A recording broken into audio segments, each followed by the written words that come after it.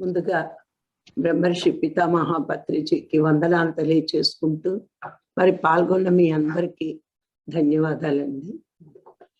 पहले परम गुरु ब्रह्मर्षि पितामह पत्री जी को वंदन करते हुए इस कार्यक्रम में उपस्थित सभी साधकों को ब्रह्म विद्वरिष्ठा राजलक्ष्मी जी स्वागत कर रहे हैं। మరి ఈ రోజు మనము కొన్ని విషయాలు తెలుసుకుందాం. आज भी हम कुछ नए विषय जानने का प्रयत्न करेंगे। అవేమిటంటే మానవులలో ఎన్ని రకాల మానవులు ఉంటారో తెలుసుకుందాం.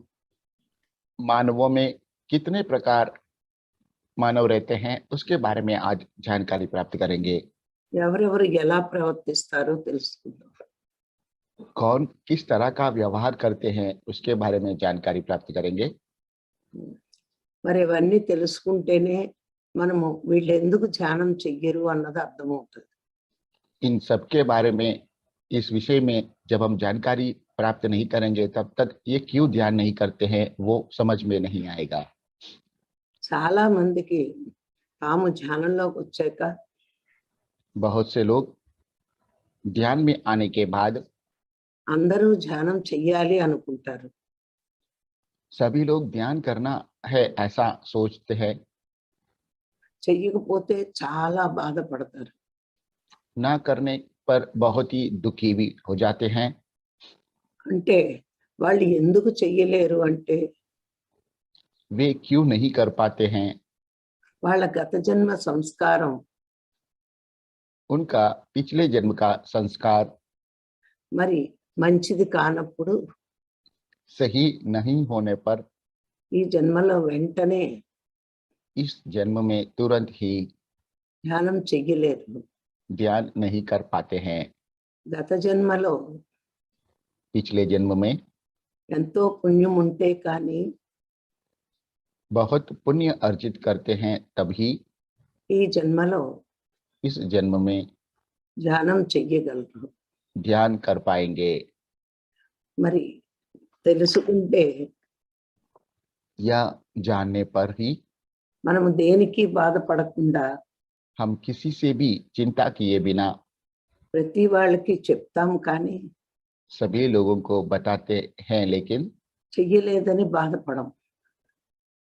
ना करने पर पश्चाताप नहीं करेंगे। మొట్టమొదటి వాళ్ళు సోమరులు. पहले जो है वो आलसी। అంటే సోమరులు అంటే లేజీగా ఉండేవాళ్ళు. जी, आलसी मतलब जो बहुत ही लेजी रहते हैं। వీళ్ళు పరమ మూర్ఖులుగా ఉంటారు. ये लोग परम मूर्ख के जैसे रहते हैं। ఎవరి చెప్పినా ఎవరి మాట किसी के भी बताने पर किसी की भी बात को వినరు. नहीं सुनते हैं। వాడికి తెలిసిందే కరెక్ట్ అంటాడు. उन्हें जो पता है वही सही है ऐसा मानते हैं। వీళ్ళకి బద్ధకం, इन्हें आलसीपना, సోమరితనం लेजीनेस అంటే ఏ పని చెయ్యబుద్ధి కాక मतलब कुछ भी नहीं करने की इच्छा होने की वजह से వాళ్ళ గురించి కూడా వాళ్ళు కష్టపడరు. उनके लिए भी वह मेहनत नहीं करेंगे। ఎంతసేపు हमेशा ఇతరులతో दूसरों से కబుర్లు చెప్తూ बातें करते हुए కాలక్షేపం చేస్తారు. टाइम पास करते हैं। ఎదుటివాడు ఏమి ఇస్తాడా అని ఆశిస్తారు. सामने वाला हमें क्या देंगे वही सोचते रहते हैं। వీడికి కష్టపడడం చేత కాదు. इन्हें मेहनत करना पसंद नहीं होता है। ప్రతి వాళ్ళ నుంచి ఎంతో ఆశిస్తాడు. सभी लोगों से कुछ न कुछ प्राप्त करने की आशा रखता है। కష్టపడకుండా बिना मेहनत किए బతికేవాడు जीने वाला భగవంతుడి దృష్టిలో भगवान की दृष्टि में దొంగలు, चोर, పాపులు, पापी है, నిరర్థక జీవులు. निरर्थक जीवी है। అంటే ఏ పని చేయలేని వాళ్ళు, मतलब कुछ भी नहीं करने वाले हैं, దేనికి ఉపయోగపడని వాళ్ళు. किसी के लिए भी उपयोगी नहीं रहते हैं। వీడి వల్ల భూమి భారమే, इनके वजह से धरती को भी भार ही होता है। ఇంట్లో వాళ్ళకి భారమే. घर के सदस्य के लिए भी भार है। ఇటువంటి వాళ్ళు జంతువులతో సమానం. ऐसे लोग पशु के समान है। పశువైనా కొంచెం పని చేస్తుంది, पशु भी थोड़ा बहुत काम कर लेता है, వీడు ఏ పని చెయ్యడు. ये कुछ भी नहीं करता है। ఈ భూమి మీదకు వచ్చిన వాళ్ళు इस धरती पे आने वाले, మానవ జన్మ తీసుకున్న వాళ్ళు मानव जन्म लेने वाले తనని తాను ఉద్ధరించుకోవాలి, अपने आप का उद्धार करना है, ఎదుటివాడికి కొంతైనా సాయపడాలి. दूसरों को थोड़ा भी मदद करना चाहिए। ఇవేమీ చెయ్యకపోతే यदि ऐसा कुछ भी नहीं करते हैं तो వీళ్ళని పరమ మూర్ఖులు అంటారు. इन्हीं को परम मूर्ख कहते हैं। ఇక రెండో వాళ్ళు అజ్ఞానులు. दूसरे अज्ञानी। వీడు ఎంతసేపు ये लोग हमेशा తను మన కుటుంబం అంటాడు. अपना अपने बारे में और अपने परिवार के बारे में ही सोचते हैं, అవి మాత్రమే చూసుకుంటాడు. सिर्फ इन्हीं बातों पे ही चिंता करते हैं। సుఖంగా జీవించాలని అనుకుంటాడు. सुखमय जीवन जीने को सोचते हैं, భోగాలు అనుభవించాలని చూసుకుంటాడు. भोग अनुभव करने के लिए प्रयत्न करते हैं దానికోసం ఎన్నో కర్మలు చేస్తాడు. और उन्हीं के लिए अनेक कर्म करते हैं। వాడు ఏదేదో సాధించాలని वे अनेक चीजों को प्राप्त करने के लिए ఆశతోటి, आशा के साथ, కోరికలతోటి, इच्छाओं के साथ, స్వలాభం కోసం स्वलाभ के लिए ఎదుటివాడిని కూడా బాధ పెడతాడు. दूसरों को भी दुख पहुंचाता है। ఎదుటివాడు ఏమైనా పర్వాలేదు, अगले को कुछ भी हो जाए, తన సుఖం ఉంటే చాలు. वे सुख में रहेंगे तो काफी है। ఇలాంటి వాళ్ళు ఎదుటివాడిని కష్టపెట్టైనా సుఖపడాలనుకుంటారు. इस तरह के लोग दूसरों को दुख देकर भी सुखी होना चाहते हैं। వీళ్ళు పాపము చేస్తారు, కొంత పుణ్యము చేస్తారు. ये लोग पाप भी करते हैं और थोड़ा पुण्य भी करते हैं। ఎదుటి వాళ్ళని బాధ పెట్టి సుఖపడాలనుకోవడం दूसरों को तकलीफ देकर सुख पाने का प्रयत्न करना పాపం. पाप है। మరి తన భోగాల కోసం కొంత పుణ్యకర్మలు చేస్తూ ఉంటారు. अपने भोगों के लिए थोड़ा बहुत पुण्य कार्य करते हैं। ఈ రెండు కర్మల వల్ల इन दोनों कर्मों के वजह से వీళ్ళు మళ్ళా ये लोग बार बार జన్మ తీసుకుంటారు. जन्म लेते हैं। ఇక మూడో రకం వాళ్ళు अब तीसरे प्रकार के लोग సాధకులు. साधक। వీళ్ళు ఏమిటంటే జన్మలు తీసుకొని ये लोग जन्म लेने के बाद ఆ జన్మలో ఎన్ని ఉన్నా इस जन्म में जितना भी रहता है వాళ్ళకి ఏదో కావాలి, उन्हें कुछ न कुछ चाहिए, ఏదో తెలుసుకోవాలని कुछ न कुछ जानने की అనిపిస్తూ ఉంటుంది. सोचते रहते हैं, प्रयत्न करते हैं।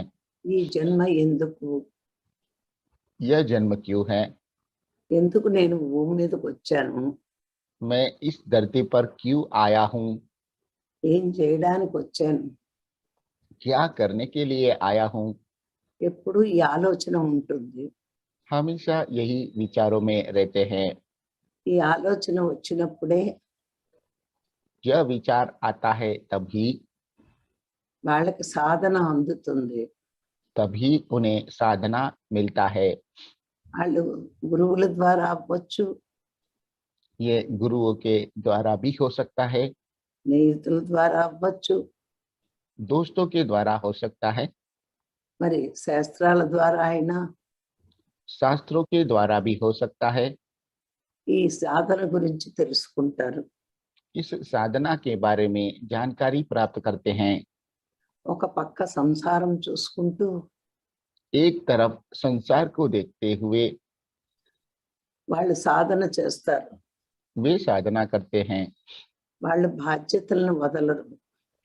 अपनी जवाबदारियों को नहीं छोड़ते हैं, బాధ్యతలను చూస్తూ जवाबदारियों को अदा करते हुए దైవ కార్యాలు చేస్తూ दैव कार्य करते हुए నిష్కామ కర్మ చేస్తూ निष्काम कर्म करते हुए ఏ ఆశ లేకుండా कोई भी आशा के बिना మరి సాధన చేస్తూ ఉంటారు. साधना करते रहते हैं। ఎప్పుడూ కూడా సాధన కోరికతో చేయకుండా ఉండాలి. कभी भी साधना इच्छाओं के साथ नहीं करना है। ఎప్పుడైతే మనం जब हम కోరిక లేకుండా बिना इच्छाओं के సాధన చేస్తామో साधना करते हैं, వారే वही భగవంతుడికి ఇష్టలు. भगवान को प्रिय है। మరి ఇలాగే మనం కూడా ఏ కోరిక అక్కర్లేకుండా సాధన చెయ్యాలి. हमें भी इसी तरह से बिना कोई इच्छा के साथ में साधना करना चाहिए। తర్వాత జ్ఞానులు, तत्पश्चात ध्यानी। ఈ జ్ఞానులు ఏంటి అంటే ध्यानी ऐसे होते हैं, సాధన చెయ్యగా చెయ్యగా साधना करते करते ముందు మనసు ప్యూరిటీ అవుతుంది. पहले मन पवित्र होता है, తర్వాత బుద్ధి వికసిస్తుంది. उसके बाद बुद्धि विकसित होता है। వాళ్ళు కర్మ చెయ్యకపోయినా वे लोग कर्म नहीं करते हैं, फिर भी ప్రకృతి వాళ్ళకి प्रकृति इन्हें అన్నీ అందిస్తూ ఉంటది, सब कुछ देता है, అన్నీ సమకూరుస్తుంది. इनकी जरूरतों को पूरा करती है। వాళ్ళు ఎంతసేపు జ్ఞానం పెంచుకోవడానికే చూస్తారు. ऐसे लोग हमेशा ज्ञान बढ़ाने का ही प्रयत्न करते हैं। వచ్చిన జ్ఞానాన్ని అందరికీ అందిస్తారు. जो ज्ञान अर्जित करते हैं वे सभी को बांटते हैं। మొట్టమొదట్లో జ్ఞానం पहली दशा में ध्यान మనము గురువుల దగ్గర వినడం ద్వారా, हम गुरुओं के पास सुनने की वजह से, పుస్తకాల ద్వారా, किताबों के द्वारा, సజ్జన సాంగత్యం ద్వారా सज्जन सांगत्य के द्वारा నేర్చుకుంటాము. सीखते हैं। ఈ इसी को, జ్ఞానాన్ని इस ज्ञान को శృతమయ ప్రజ్ఞ అంటారు. మనం Okay. ఇప్పుడు వింటున్నది కానీ చదువుతున్న కానీ వచ్చే జ్ఞానాన్ని శృతమయ ప్రజ్ఞ అంటారు. सुनने से और पढ़ने से जो ज्ञान प्राप्त होता है उसे श्रुतमय प्रज्ञा कहते हैं। అంటే మనం శృతం అంటే వినడం ద్వారా, అవునమ్మా, క్లియర్ అయింది. దాన్నే శృతమయ ప్రజ్ఞ అంటారు. ఓకే అమ్మ. ఇక రెండు, సాధన చెయ్యగా చెయ్యగా दूसरा, साधना करते करते మనలో నుంచి हम में से భావరూపంగా ఈ జ్ఞానం అందుతుంది. भाव के रूप में यह ज्ञान हम तक पहुंचता है। అప్పుడు దానిని तब उसे, జ్ఞానాన్ని, ఆ జ్ఞానాన్ని उस ध्यान को భావనామయ भावनामय ప్రజ్ఞ प्रज्ञा అంటారు. कहते हैं। ఇక మూడవది, ఇంకా సాధన చేస్తే तीसरा, और अधिक साधना करने से పరలోక ప్రజ్ఞ వస్తుంది. परलोक प्रज्ञा आता है। ప్రపంచం దాన్ని జ్ఞానము అంటారు. ओके अम्मा। ఆత్మ నుంచి వచ్చిన దాన్ని ప్రజ్ఞ అంటారు. प्रापंचिक दुनिया से जो प्राप्त करते हैं उसे ज्ञान कहते हैं, और आत्मा के द्वारा जो प्राप्त होता है उसे प्रज्ञा कहते हैं। ఇది సాధన చెయ్యగా పరలోక ప్రజ్ఞ అంతా మనకు వస్తుంది. यह साधना करते, अधिक साधना करने से दूसरी दुनिया से यह प्रज्ञा हमें प्राप्त होता है। అది మరి వ్యాస భగవానుడికి यह व्यास भगवान को, వశిష్ఠులకి वशिष्ठ को, గొప్ప గొప్ప మహాత్ములకి ఋషులకి महान महात्मा ऋषियों को ఈ పరలోక ప్రజ్ఞ ఉంటుంది. यह परलोक प्रज्ञा प्राप्त होता है। మనందరము కూడా ఇహలోకమే కాదు, हम सभी को इस दुनिया ही नहीं, పరలోకం గురించి కూడా परलोक से भी ధ్యానం చేస్తే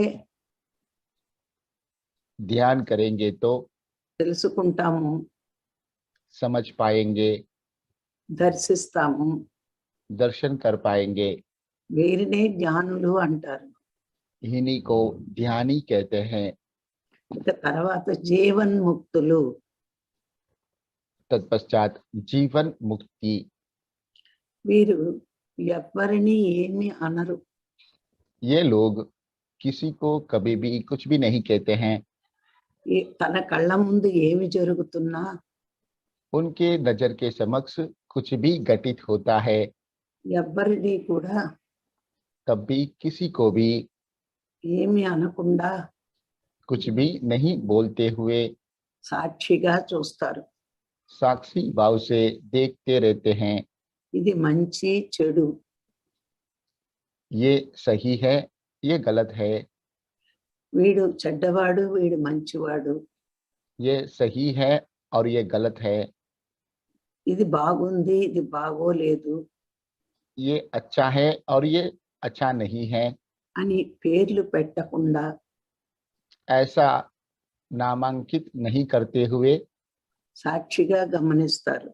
साक्षी भाव से देखते रहते हैं। చాలా మంది సాధన చేస్తున్నామంటారు కానీ వాళ్ళని వీళ్ళని విమర్శిస్తారు. अनेक लोग साधना करते हैं लेकिन सभी लोगों के ऊपर प्रतिक्रिया देते रहते हैं। మనం విమర్శిస్తున్నాము అంటే हम दूसरों की प्रतिक्रिया करते हैं, इसका मतलब మనం ఇంకా ఎదగలేనట్టే. अभी भी हम आगे नहीं बढ़ पाए, ऐसा मान लेना चाहिए। మరి జీవన్ముక్తులు जीवन मुक्ति पाने वाले ప్రతి దాన్ని సాక్షిగా గమనించాలి. सभी विषय को साक्षी भाव से देखते रहना है। అందుకే పత్రి గారు इसीलिए पत्री जी మనకి నో కామెంట్ నో జడ్జిమెంట్ అని చెప్తారు. हमें नो कमेंट नो जजमेंट कहते हैं। వీళ్ళు కామ క్రోధ లోభ మోహ మదమాశ్చర్యాలు ये लोग काम क्रोध मद मात्सर्य से परे होते हैं। అరిషట్ వర్గాలు అంటారు దీన్ని. इन्हीं को अर्षट वर्ग कहते हैं। వాళ్ళ ఆధీనంలోనే ఉంటాయి. यह सारे गुण उनके वश में ही रहते हैं। వీరి వల్ల इनके द्वारा లోకానికి दुनिया को ఏమీ భయం ఉండదు. कुछ भी डर नहीं रहता है। మరి లోకం అంటే लोक का मतलब వీళ్ళకి భయం ఉండదు. इनको भी डर नहीं रहता है। వీళ్ళు ఎప్పుడూ ఆత్మస్థితిలోనే ఉంటారు. ये लोग हमेशा आत्म स्थिति में ही रहते हैं। ఎవ్వరిని ఏమీ కోరరు.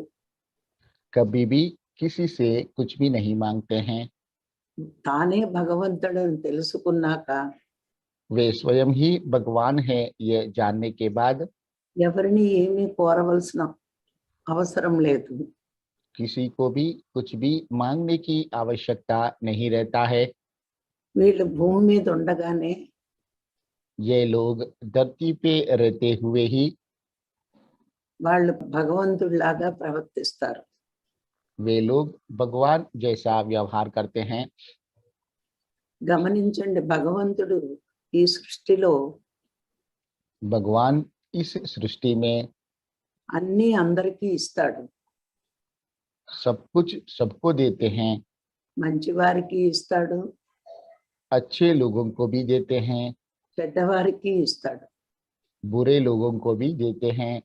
సృష్టిని నాశనం చేసేవాడికి తిండి ఉంటుంది, सृष्टि को नाश करने वाले को भी खाना रहता है।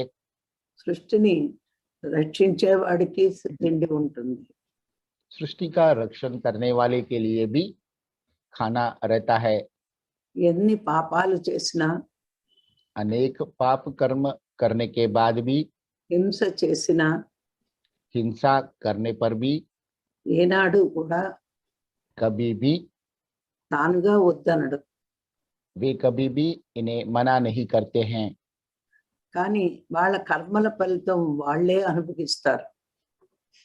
इसका कर्म फल वे खुद ही अनुभव करते हैं। అందుకే జీవన్ముక్తులు इसीलिए जीवन मुक्ति पाने वाले వీళ్ళు ఎవ్వరిని ఏమీ అనరు. कभी भी किसी को भी कुछ भी नहीं कहते हैं।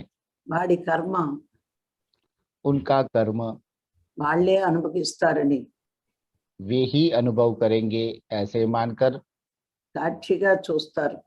साक्षी भाव से देखते हैं। మనం కూడా ఆ స్థితికి ఎదిగితే हम भी यदि उस स्थिति तक पहुंच जाते हैं, ఈ భూమి మీద ఉండగానే इस धरती पर रहते हुए ही దైవాలుగా ఉంటాం. दैव जैसा बन जाएंगे। దైవం ఎప్పుడు ఇవ్వడానికే చూస్తాడు. दैवत्व कभी भी देने का ही प्रयत्न करता है। ఎవరి నుంచి ఏమీ ఆశించడు. कभी भी किसी से कुछ भी प्राप्त करने की इच्छा नहीं रखते हैं। మనము కూడా हमें भी మన వాక్కు, हमारी वाणी, మన శక్తి, हमारी शक्ति, మన ధనము हमारा धन ఇవ్వడానికే ప్రయత్నించాలి. देने का ही प्रयत्न करना है। అన్నిటినీ సాక్షిగా सबको साक्षी भाव से గమనించగలిగితే देखते रह पाएंगे तो మనము కూడా हम भी జీవన్ముక్తులం అవుతాం. जीवन मुक्त बनेंगे। ఇదే చిట్ట చివరి స్థితి. यही अंतिम स्थिति है।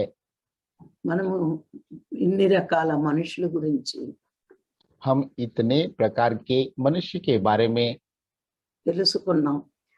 जानकारी प्राप्त कर चुके हैं। మనలో ఏ కొంచెం సోమరితనం ఉన్నా, లేజినెస్, यदि हम में थोड़ा भी आलसीपना मतलब लेजीनेस रहता है, భగవంతుని దృష్టిలో भगवान की दृष्टि में పాపులమే. पापी ही है। మరి అలాగే మన ఫ్యామిలీనే చూసుకుంటే उसी तरह से हमारा परिवार को भी देखते हैं तब మనము అజ్ఞానులమే. हम अज्ञानी है। సాధన చాలు, జ్ఞానం వద్దు అనుకుంటే साधना बहुत हो गया है, अब ध्यान नहीं चाहिए, ऐसा सोचेंगे तो మనకు కొంచెమే ఎదుగుతాము. हम थोड़ा ही आगे बढ़ पाएंगे। జ్ఞానం కూడా పెంచుకొని ज्ञान भी बढ़ाकर అందరికీ పంచితే सबको बांटेंगे तो మనం కొంత ఎదిగినట్టు. हम थोड़ा आगे बढ़ चुके हैं। మనం ఎవరిని ఏమీ అనకుండా हम किसी को भी कुछ भी नहीं बोलते हुए సాక్షిగా గమనిస్తూ साक्षी भाव से देखते हुए అరిషడ్ వర్గాల్ని జయిస్తూ 68 वर्गों को जीत कर అందరికీ ఇవ్వడానికి ప్రయత్నిస్తే दूसरों को देने का प्रयत्न करेंगे तो ఈ భూమి మీద ఉండగా इस धरती पर रहते ही ముక్త స్థితిలో ఉన్నట్టు, మోక్ష స్థితిలో ఉన్నట్టు. मोक्ष स्थिति में है ऐसा मान लेना चाहिए। వీళ్ళనే జీవన్ముక్తులు అంటారు. इन्हीं को जीवन मुक्त कहते हैं। మరి మనం ఎలా ఎదగాలో అది మన చేతుల్లో పని. अब हमें किस तरह से आगे बढ़ना है ये हमारे हाथ में ही है। మరి అందరూ తెలుసుకున్నాం కదా. ये हम जान चुके हैं ना। మనందరము కూడా జీవన్ముక్తులు అవ్వడానికి ప్రయత్నించాలి. हम सभी को भी जीवन मुक्त बनने का प्रयत्न करना है। మరి ఈ రోజు నాకు ఈ అవకాశం ఇచ్చిన మీ అందరికీ మరొక్కసారి ధన్యవాదాలు. Thank you, thank you, thank you. आज यह मौका देने के बदल माता जी आप सबसे धन्यवाद दे रहे हैं। Thank you, thank you, thank you. तो आज का यह हिंदी संदेश यहाँ पे समाप्त होता है। आशा करते हैं प्रतिदिन के बाद जिन्होंने भी यह सेशन सुना है अपना संदेह व सुझाव जरूर प्रस्तुत करें। नमस्ते जया जी। नमस्ते जी। नमस्ते मैम। हाँ, पत्री जी सर को, राव सर को, मिसिस राव को, चिरंजीवी सर को, सभी को नमस्ते, आत्मवंदन, गुड मॉर्निंग। आज आपने बहुत ही अच्छी प्रकार से बताया है कि मानव के प्रकार और उनके व्यवहार के बारे में आपने बहुत ही अच्छी तरह बताया है कि ध्यान में आने के बाद में बहुत से लोग दुखी हो जाते हैं, लेकिन वो पिछले जन्म के संस्कार से होता है। बहुत से लोग खुश होने के बाद भी ध्यान कर पाएंगे कि नहीं। सभी लोग चिंता में रहते, आलसी भी रहते बहुत से, लेकिन पूर्व जन्म के कर्म होते हैं कि वो यही मानते हैं कि कुछ भी नहीं करेंगे तो भी दूसरों से हम लोग ऐसी बातें करते हैं कि टाइम पास करने के लिए बहुत से लोग ध्यान में आते हैं। ध्यान में ऐसे आते हैं कि हमें टाइम पास करना है। वो आलसी लोग होते हैं, मेहनत करना पसंद नहीं करते हैं। उन्हें मेहनत के बिना ही ऐसे कुछ भी करना है। ऐसे लोग भगवान की दृष्टि में चोर और पापी ऐसे ऐसे है। और ऐसे लोग ऐसे दूसरों को उपयोगी नहीं होते हैं। वो पशु के जैसे ही है। पशु भी कुछ तो काम करते हैं, लेकिन मानव जन्म में आने के बावजूद भी वो आलसी लोग अज्ञानी रहते हैं। वो अपना और अपने परिवार के बारे में सोचते हैं और अनेक चीजों को प्राप्त करने के लिए और अपनी इच्छा के साथ दूसरों को ऐसी इच्छा होती है, लेकिन वो दूसरों को दुख पहुंचाते हैं। उन्हें लगता है कि दूसरे को दुख पहुंचा है, ऐसे कुछ मन में नहीं सोचते। वो अपने आप आलसी पने से ऐसे ही करते हैं। दूसरों के साथ ऐसे दुष्कर्म पाप भी करते हैं, पुण्य भी करते हैं। बहुत से लोग पाप भी करते हैं और पुण्य भी करते हैं। बहुत से लोग दोनों कर्मों की वजह से, जन्म लेने की वजह से उन्हें कुछ न कुछ ऐसे चाहिए, ऐसे सोचते रहते हैं कि मैं धरती पे क्यों आया हूँ। दोस्तों के द्वारा और शास्त्रों के द्वारा ऐसे ऐसे उन लोग सोचते रहते हैं। एक तरह से संसार को देखकर अपनी जवाबदारी को नहीं छोड़ते। दूसरे लोग निष्काम रहते हैं। साधना इच्छाओं के साथ नहीं करनी चाहिए। ऐसे भगवान को प्राप्त करने के लिए हमें इच्छा के बिना ही साधना करनी चाहिए। हम लोग इच्छा लेके साधना करते हैं तो उससे मन पवित्र नहीं होता है। हम लोग साधना करते हैं तो मन पवित्र होता है और बुद्धि विकसित होते हैं। हम लोग कर्म नहीं करते, प्रकृति भी सारी इच्छा पूरी करती है। जो ज्ञानी है, जो साधना बिना मांगे करते हैं, उनको प्रकृति भी साथ देती है। वो मांगते नहीं है तो भी उन्हें अपने आप ही सभी कुछ उनकी इच्छा में रहता है। वो सभी कुछ उन्हें प्राप्त होते रहता है। हमें गुरुओं के द्वारा ऐसे बिना कुछ भी बताए किताब पढ़ने से, साध संगत करने से हम लोग बहुत कुछ सीखते रहते हैं। इसे शुद्ध प्रयत्न कहते हैं। और ऐसे साधना करने से भाव के साथ में ज्ञान भी हम तक पहुंचता है। भावना में जो ज्ञान प्राप्त होता है उसे प्रज्ञा कहते हैं। भावनामय प्रज्ञा मैडम। भावना में प्रज्ञा। फर्स्ट सुप्तमय प्रज्ञा, नेक्स्ट भावनामय प्रज्ञा। स्वप्न में पहला शुद्धमय प्रज्ञा है और दूसरा भावनामय प्रज्ञा है। भावना में प्रज्ञा करते हैं। परलोक से प्रज्ञा आता है और प्रापंचिक कार्य करने से जो ध्यान करते हैं, साधना करते हैं, उन्हें ज्ञान कहते हैं। व्यास मुनि, वशिष्ठ मुनि ऐसे महान ऋषियों को परलोक की प्रज्ञा प्राप्त होती है। परलोक सिद्धि ध्यान करने से सिद्धि प्राप्त होती है, उसे ध्यान कहते हैं। वे लोग कुछ भी नहीं कहते हैं, बोलते भी नहीं, केवल साक्षी भाव से देखते रहते हैं और सही है या गलत है, अच्छा है या नहीं अच्छा है, वो नामांकित नहीं करते हैं। फक्त साक्षी भाव से ही देखते रहते हैं, उसे साधना कहते हैं। और उनके प्रति बोलते हैं कि दूसरों के प्रति साक्षी भाव से रहना है। काम, क्रोध, लोभ, मद, मोह, अहंकार से वे परे रहते हैं। ध्यान करने से सारे गुण उनके वश में रहते हैं। दुनिया का उन्हें डर नहीं रहता है। वो आत्म स्थिति में ही रहते हैं, कुछ भी नहीं मांगते। खुद खुद स्वयं ही भगवान है यह जानते हुए वे खुद में ही हैप्पी रहते हैं, बहुत खुश रहते हैं अपने आप में ही।